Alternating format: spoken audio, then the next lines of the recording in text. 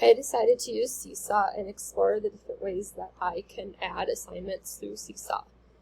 So the first one that I added here was a PowerPoint, and I found this PowerPoint on Teachers, and I thought it was kind of cool that I could add that in as a PDF so that anything that I show in class, I can then post to Seesaw so that students are able to see it and parents are also able to view it. So this just goes through the different slides that I have on here. And then the assignment that I found as well goes with the PowerPoint. So it's just 2 pages. And students can either use the text box and type the word in it and match it to the picture, or they can use the pencil or pen tool and write it in. Using the pen or pencil tool would probably be easier if students had an iPad, and this would also help with their handwriting. So I think that's a really cool way that I can see it very quickly, and it's all easily accessible online.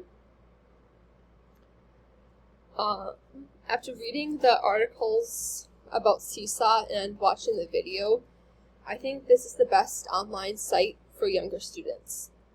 I want to end up in either kindergarten or first grade, and after reading the articles, I found that Seesaw is mostly used in those younger grades. I'm also currently working at a school that uses Seesaw, and I've seen it in my practicum last semester as well. And I think it's so cool to see it from both the students' view and the teacher's view. One thing that I really like about it is that you can communicate with the parents through it, and this is a really good way to get important messages out without having to email the parents, because not a lot of parents check their emails right away. It's basically like texting if the parents have their notifications set to on, but it protects you as the teacher since you're giving out your personal phone number, and parents are able to communicate back with you by just texting the Seesaw.